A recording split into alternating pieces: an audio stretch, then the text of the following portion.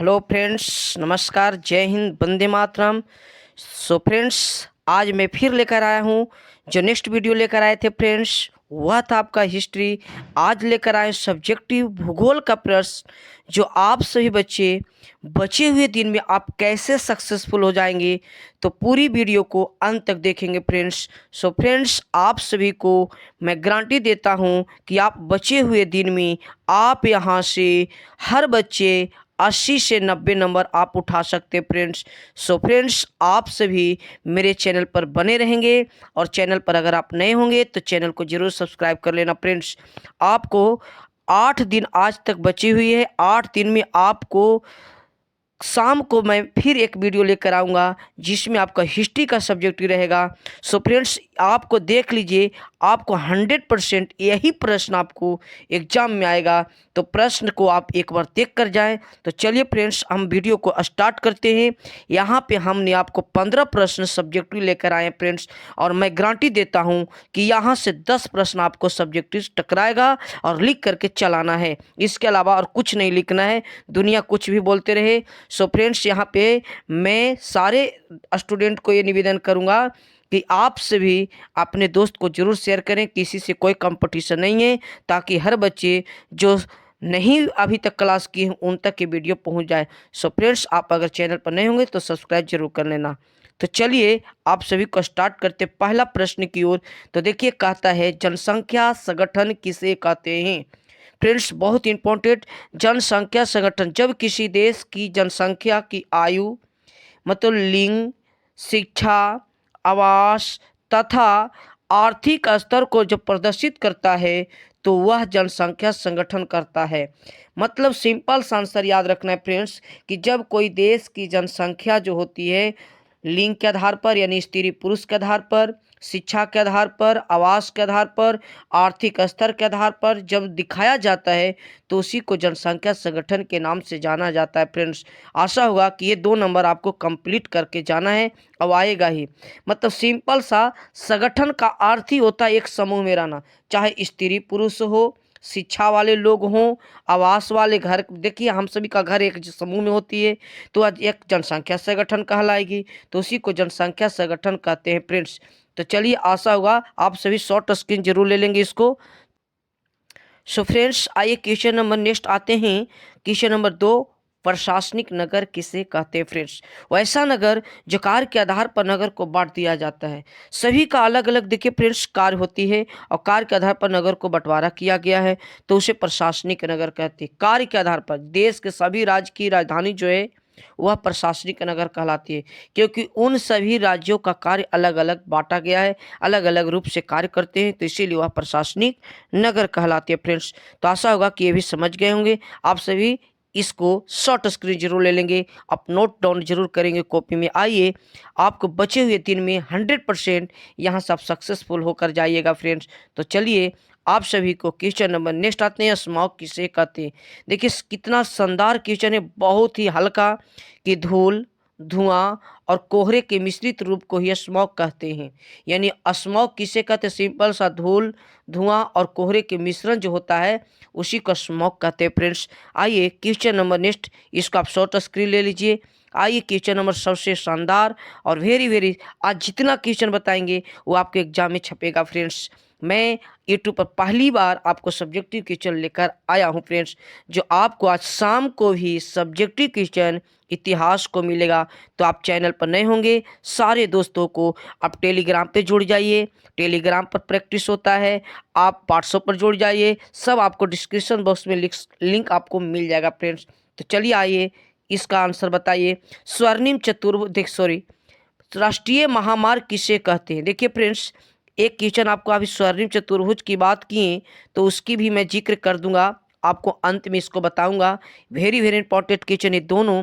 राष्ट्रीय महामार्ग या महामार्ग से आप क्या समझते हैं, एक ही है। तो देखिए, वैसा महामार्ग जो एक राज्य की सीमा से दूसरे राज्य की सीमा को जोड़ती है, या देश के एक छोर से दूसरे छोर को जोड़ती है, उसे राष्ट्रीय महामार्ग कहते हैं फ्रेंड्स। वेरी वेरी इंपॉर्टेंट प्रश्न है, आपको यहाँ से 2 नंबर देख कर ही जाएगा फ्रेंड्स। मिला लेना एग्जाम के बाद आया है कि नहीं। तो चलिए आते हैं क्वेश्चन नंबर नेक्स्ट। उपग्रह संचार से आप क्या समझते हैं फ्रेंड्स? पहले आप लोग बताइए कि संचार किसे कहते हैं। यहाँ पे याद रखना, संचार आपको एग्जाम में जरूर पूछने वाला है फ्रेंड्स। संचार किसे कहते हैं 100% ये संचार आपको आएगा ही तो आएगा फ्रेंड्स। तो संचार किसे कहते हैं, सबसे पहले आइए कि उपग्रह संचार क्या है या किसे कहा जाता है फ्रेंड्स। तो देखिए, उपग्रह संचार और संचार किसे कहते हैं। उपग्रह संचार संचार का एक ऐसा माध्यम है जो इसके द्वारा देश के मौसम संबंधी घटनाओं की जानकारी देना, सीमा चौकसी करना, रेडियो संचार का कार्य करना, भिन्न भिन्न अन्य संदेशों को एक जगह से दूसरे जगह कंप्यूटर के माध्यम, इलेक्ट्रॉनिक के माध्यम से, अंतरिक्ष के माध्यम से पहुंचाना ही उपग्रह संचार कहलाता है फ्रेंड्स। तो देखिए, उपग्रह संचार का कार्य क्या हो गया फ्रेंड्स? मौसम संबंधी घटना की जानकारी देना, सीमा की चौकसी करना, रेडियो संचार का कार्य करना, देश की रक्षा करना, भूकंप संबंधी सूचनाएं देना इत्यादि उपग्रह संचार का कार्य है। इसी को उपग्रह संचार के नाम से जाना जाता है फ्रेंड्स। आइए क्वेश्चन नंबर नेक्स्ट आते हैं फ्रेंड्स। आप लोग इसको शॉर्ट स्क्रीन जरूर ले लेंगे। आइए क्वेश्चन नंबर नेक्स्ट आते हैं फ्रेंड्स। क्वेश्चन नंबर नेक्स्ट आते हैं, कहता है पनामा नहर। देखिए फ्रेंड्स, बहुत ही वेरी वेरी इंपॉर्टेंट प्रश्न है। पनामा नहर पर संक्षिप्त में परिचय दे यानी टिप्पणी दे, या पनामा नहर के महत्व। फ्रेंड्स मैं बता दूं कि पनामा नहर का निर्माण 1914 में हुआ था।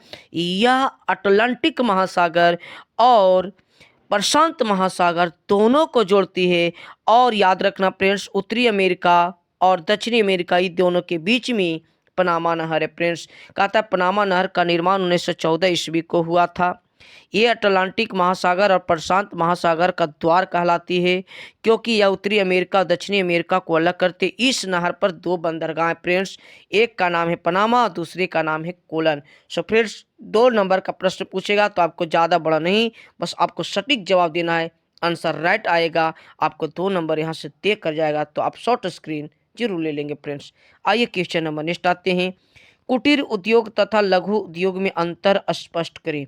सो फ्रेंड्स, बहुत ही वेरी वेरी इंपॉर्टेंट क्वेश्चन। कुटीर उद्योग किसे कहते हैं फ्रेंड्स? सिंपल सा, कुटीर उद्योग में साधारण मशीन या हाथ के द्वारा वस्तुओं को तैयार किया जाता है, यानी कि सामग्रियों को उत्पादन किया जाता है, तो उसे कुटीर उद्योग कहते हैं। जैसे अचार को बनाना, चटनी बनाना, पाव रोटी बनाना, नमकीन बनाना इत्यादि कुटीर उद्योग का उदाहरण है फ्रेंड्स। सिंपल सा आंसर कि कुटीर उद्योग किसे कहते हैं? वो ऐसा उद्योग जो साधारण मशीन और हाथ की सहायता से वस्तु तैयार कर ली जाती है, तो उसे कुटीर उद्योग के नाम से जाना जाता है फ्रेंड्स। आइए क्वेश्चन नंबर दूसरा अंतर में देखते हैं। कहता है दूसरा कहता है फ्रेंड्स कि लघु उद्योग किसे कहते हैं? तो वैसा उद्योग जो मशीनों के द्वारा, ये ऊर्जा चलित मशीनों के द्वारा वस्तु तैयार की जाती है, तो उसे लघु उद्योग कहते हैं। जैसे कपड़ा उद्योग बनाना, खिलौना बनाना, कढ़ाई करना इत्यादि, वह लघु उद्योग की श्रेणी में आता है फ्रेंड्स। आइए क्वेश्चन नंबर नेक्स्ट, आप सभी इसको शॉर्ट स्क्रीन जरूर ले लेंगे। चलिए आपको देते हैं मौका, इसको शॉर्ट स्क्रीन आप जरूर ले लेंगे फ्रेंड्स। चलिए आइए क्वेश्चन नंबर नेक्स्ट आते हैं फ्रेंड्स। क्वेश्चन नंबर नेक्स्ट है, बेंगलुरु भारत का सिलिकॉन सिटी क्यों है? यानी भारत का सिलिकॉन सिटी बेंगलुरु को क्यों कहते हैं फ्रेंड? देखिए, सिलिकॉन सिटी इसलिए कहा जाता है बेंगलुरु को, क्योंकि यहाँ पे सर्वप्रथम कार्बनिक युक्त इलेक्ट्रॉनिक्स उद्योग का सभी उपकरण यानी पार्ट्स तैयार किए जाते थे, जिसमें आईसी चिप इत्यादि के आधार पर बेंगलुरु में सर्वाधिक पाया जाता है। यानी कि आईसी चिप इत्यादि को बनाया जाता है आधार बनाकर, जो सबसे ज़्यादा आईसी चिप का निर्माण बेंगलुरु करता है। इसीलिए बेंगलुरु को भारत का सिलिकॉन सिटी के नाम से जाना जाता है फ्रेंड्स। तो बस आपको इतना ही लिखना है। चलिए इसको भी शॉर्ट स्क्रीन आप लोग ले लेंगे फ्रेंड्स। आइए क्वेश्चन नंबर नेक्स्ट आते, तृतीया क्रियाकलाप किसे कहते हैं फ्रेंड्स?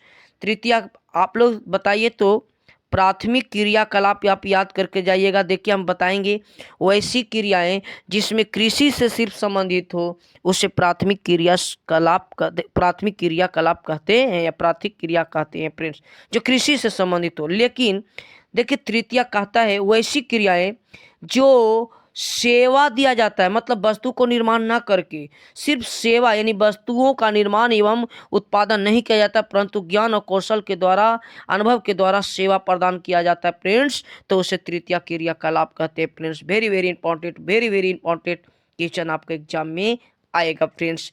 तो उसे तृतीय क्रियाकलाप, जैसे शिक्षक देखिए, बिजली मिस्त्री देखिए, वकील देखिए इत्यादि, ये सब तृतीय क्रियाकलाप है। परिवहन तृतीय क्रियाकलाप है फ्रेंड्स, आपको पूछता ही पूछता। आइए friends, metro very very important. आपको जितना आज बता रहे हैं सब्जेक्ट, आप अपने दोस्तों को जरूर वीडियो शेयर कर देना। ये नहीं कि आपको यहाँ पे तो कंपटीशन है ही नहीं, आपको सबको पास करना है, तो ये वीडियो को जरूर सभी तक भेज देना है। तो आइए, मेट्रो रेल किसे कहते हैं? मेट्रो रेल एक प्रदूषण मुक्त रेलगाड़ी है फ्रेंड्स, जो यह धरती के अंदर और धरती का ऊपर चलती है। जो इसका परिचालन किया जाता है, जो सर्वप्रथम यह दिल्ली और कोलकाता जैसे महानगर में सर्वप्रथम चला था, यानी प्रसिद्ध हुआ था। भारत में सर्वप्रथम मेट्रो रेल की शुरुआत जो चला था फ्रेंड्स, वह कोलकाता में चला था 1972, जबकि भारत के दिल्ली में चला था 2000, यहाँ पे 2002 होगा, 2002 ईस्वी को चला था दिल्ली में फ्रेंड्स। तो फ्रेंड्स आपको ये भी शॉर्ट स्क्रीन ले लीजिएगा, इसको 2002 कर दीजिएगा आप लोग, है ना। तो भारत में सर्वप्रथम यह एक प्रदूषण मुक्त रेलगाड़ी है। यह धरती के अंदर और धरती के ऊपर दोनों जगह चलती है। तो याद रखना, क्वेश्चन पूछता है कि सुरंग के अंदर मेट्रो रेल कहाँ चलती है, तो आपको कोलकाता बताना है फ्रेंड्स। आइए, क्वेश्चन नंबर नेक्स्ट हो गया, मानव भूगोल के उपक्षेत्र। देखिए friends, very very important question, आज मैं सब सेलेक्टेड क्वेश्चन लाया हूँ फ्रेंड्स, आप पूरा वीडियो देख लीजिए। आपको 100% यहाँ से 10 प्रश्न यानी 20 नंबर आपको पक्का देकर जाएगा फ्रेंड्स। आइए, मानव भूगोल किसे कहते हैं? और फ्रेंड्स अगर आपको और नंबर बढ़ाना है तो पूरे नीचे आपको वीडियो दिया गया, बहुत से वीडियो है, एक को बारी बारी से आप लोग देख लीजिए, सारे देख लीजिए, आपको नंबर बढ़ना ही तो बढ़ना पड़ेगा, तो नंबर बढ़ जाएगा ही, आप थोड़ा सा मेहनत कर दीजिए। चलिए आइए, क्वेश्चन नंबर नेक्स्ट है, मानव भूगोल के उपक्षेत्र निम्न है। पहला, व्यवहारिक भूगोल। मानव भूगोल का उपक्षेत्र आता है राजनीतिक भूगोल, आर्थिक भूगोल, सामाजिक भूगोल, सांस्कृतिक भूगोल, सब मानव भूगोल के उपक्षेत्र की श्रेणी कहलाता है फ्रेंड्स। इसको भी आप लोग शॉर्ट स्क्रीन जरूर ले लेंगे। आइए फ्रेंड्स, व्यापार संतुलन किसे कहते हैं? फ्रेंड्स कहता है व्यापार संतुलन आयात तथा निर्यात के बीच के अंतर को व्यापार संतुलन कहते हैं। कितना छोटा सा आंसर और पक्का 2 नंबर देकर जाएगा फ्रेंड्स, इतनी लिखना है आपको। आलतू फालतू मेरे यहाँ से इंस्टीट्यूट से लगभग बहुत से स्टूडेंट ने, लगभग अगले ईयर में 12 स्टूडेंट ने 400 प्लस अंक लाया था, तो अबरी बहुत ज़्यादा स्टूडेंट लाने वाला है फ्रेंड्स। तो देखिएगा, आपसे भी, आपको भी अच्छा अंक आएगा, सिर्फ एक बार आप देख कर जाइए पूरा वीडियो को। तो व्यापार संतुलन किसे कहते हैं? आयात और निर्यात के बीच के अंतर को व्यापार संतुलन कहते हैं। आप लोग फ्रेंड्स बताएंगे आयात किसे कहते हैं? तो आयात किसे कहते हैं? जब कोई वस्तु बाहरी देश से हम अपने देश में मंगाते हैं तो उसे आयात कहते हैं, और जब कोई वस्तु अपने देश से दूसरे देश में निर्यात कर देते हैं, भेज देते हैं, तो उसे हम निर्यात कहते हैं फ्रेंड्स। आइए फ्रेंड्स देखिए, very very important question, Bharat के 2 प्रमुख राष्ट्रीय जल मार्ग का नाम बताना है फ्रेंड्स। भारत के 2 प्रमुख राष्ट्रीय जल मार्ग निम्न है। सो फ्रेंड्स यहाँ 3 को हम बताए हैं, तो याद रखना है ये आपका सड़क मार्ग नहीं, जल मार्ग है। तो भारत के 2 प्रमुख राष्ट्रीय जल मार्ग निम्न है। पहला राष्ट्रीय जल मार्ग एक इलाहाबाद से हल्दिया तक जाती है, जो यह गंगा नदी में जाती है। इसकी लंबाई 1620 किलोमीटर है फ्रेंड्स। दूसरा राष्ट्रीय जल मार्ग फ्रेंड्स जो सादिया से धुबरी पट्टी तक जाती है। जो राष्ट्रीय जल मार्ग 2 जो आती है ब्रह्मपुत्रा नदी में जाती है फ्रेंड्स। उसके बाद राष्ट्रीय जल मार्ग 3, जो राष्ट्रीय जल मार्ग 3 जो कोल्लम से कोटपुरम तक जाती है, कर्नाटक यानी केरल में जाती है फ्रेंड्स। तो इजराइट आंसर आपका 3 गो हो गया। यहाँ पे आप लोग शॉर्ट स्क्रीन जरूर लिखेंगे, ले लेंगे। यहाँ पे आपको 2 गो याद रखना है, सबसे ज़्यादा 2 ही पूछता है। तो राष्ट्रीय जल मार्ग पूछे, बहुत से बच्चे से जब पूछा जाता है तो राष्ट्रीय महामार्ग लिख देते हैं, NH1 NH2, तो इसीलिए ध्यान देना है। ये राष्ट्रीय जल मार्ग पूछा है तो जल मार्ग NH, राष्ट्रीय जल मार्ग 1 इलाहाबाद से हल्दिया, राष्ट्रीय जल मार्ग 2 सादिया से धुबरी पट्टी, याद रखना है फ्रेंड्स। आइए क्वेश्चन नंबर चलिए फ्रेंड्स, आपका एक क्वेश्चन हो गया खत्म, 15 प्रश्न आपका हो गया खत्म।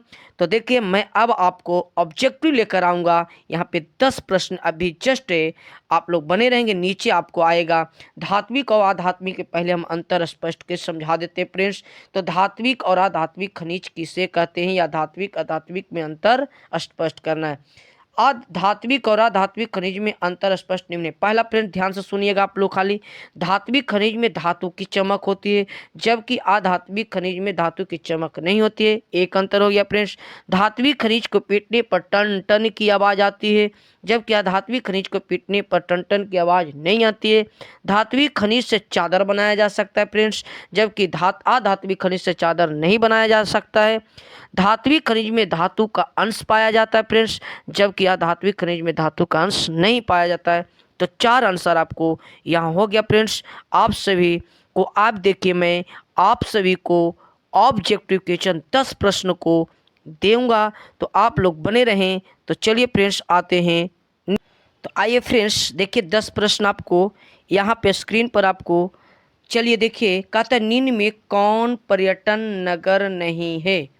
अब पर्यटक नगर, जिस तरह से अभी जस्ट हमने फ्रेंड्स आपको बताया प्रशासनिक नगर, उसी तरह से पर्यटक नगर। तो यहाँ पे कौन सा पर्यटक नगर, देखिए माउंट आबू, एक माउंट आबू पर्वतीय नगर है। शिमला एक पर्वतीय नगर है। माउंट आबू राजस्थान में, शिमला हिमाचल प्रदेश में। अंकलेश्वर क्या यह पर्वतीय नगर है? नहीं, अंकलेश्वर पर्वतीय नगर नहीं है। अंकलेश्वर एक खनिज नगर है, यानी कि तेल नगर है, यानी पेट्रोलियम क्षेत्र है, जो अंकलेश्वर गुजरात में। नैनीताल आपका पर्यटक नगर है फ्रेंड्स, उत्तराखंड में। आइए क्वेश्चन नंबर नेक्स्ट आते हैं। कौन प्रशासनिक नगर नहीं है? जस्ट अभी हमने फ्रेंड्स आपको चर्चा की है, तो कौन प्रशासनिक नगर नहीं है? हैदराबाद, चंडीगढ़, आगरा या दिल्ली। सो फ्रेंड्स अभी जस्ट हमने बताया कि प्रशासनिक नगर उसको कहते हैं जो राजधानी नगर होती है। तो देखिए आगरा राजधानी नगर नहीं है, तो राइट आंसर आपका सी हो जाएगा फ्रेंड्स। आइए क्वेश्चन नंबर नेक्स्ट आते हैं। इलेक्ट्रॉनिक नगर किसे कहते हैं फ्रेंड्स? इलेक्ट्रॉनिक नगर जस्ट अभी हमने बताया कि भारत का सिलिकॉन सिटी बेंगलुरु को कहते हैं। तो इज राइट आंसर सभी बच्चे ने बता दिया, बी इज राइट आंसर हो जाएगा। सो फ्रेंड्स आप सभी को प्रश्न कैसा लगा, वीडियो कैसा लगा, तो वीडियो को लाइक शेयर जरूर करना। चलिए आइए क्वेश्चन नंबर नेक्स्ट आते हैं। कौन सा खान, अच्छा यहाँ पे कौन सा खनन नगर झारखंड में नहीं है? यहाँ पे खनन नगर होगा, ठीक है। यहाँ खनन नगर झारखंड में नहीं है। सो पूछा है क्या कोडरमा झारखंड में? यस, कोडरमा झारखंड में। सिंहभूम झारखंड में, धनबाद झारखंड में, लेकिन रानीगंज झारखंड में नहीं है फ्रेंड्स। रानीगंज पश्चिम बंगाल में है फ्रेंड्स। आइए क्वेश्चन नंबर नेक्स्ट। सघन बस्तियां का एक रूप है। सघन बस्तियां किसको कहते हैं? सघन बस्तियां का रूप है वृत्ताकार बस्तियां, सीढ़ी नुमा बस्तियां, प्रकीर्ण बस्तियां, पाली या टोला। सो फ्रेंड्स देखिए वृत्ताकार नहीं होगा, सीढ़ी नुमा नहीं होगा, प्रकीर्ण नहीं होगा, लेकिन पाली या टोला सघन बस्तियां का ही रूप है। आइए 1 लाख से अधिक जनसंख्या वाले नगर को क्या कहते हैं? सॉरी, किस श्रेणी में रखा गया? 1 लाख से अधिक जनसंख्या वाले को किस श्रेणी में रखा गया है फ्रेंड्स? तो बताएंगे 1 लाख से अधिक जनसंख्या वाले को कौन सी श्रेणी में? सो फ्रेंड्स आप सभी इसको कमेंट में आंसर जरूर बताएंगे। ये आपका लास्ट प्रश्न हो गया। आप सभी यहाँ पे सबसे इम्पोर्टेंट ये है कि आप सभी इसको कमेंट में जरूर बताएंगे। आपको पढ़ाया हुआ है कि 1 लाख से अधिक जनसंख्या वाले नगर को कौन सी श्रेणी में रखा जाता है? प्रथम वर्ग, द्वितीयक वर्ग, चतुर्थ वर्ग या पंचम वर्ग? आप कमेंट में जरूर करेंगे, तो कमेंट में हम आंसर आपको जरूर दे देंगे। कमेंट आप जरूर करेंगे, कमेंट में हम आंसर आपको दे देंगे।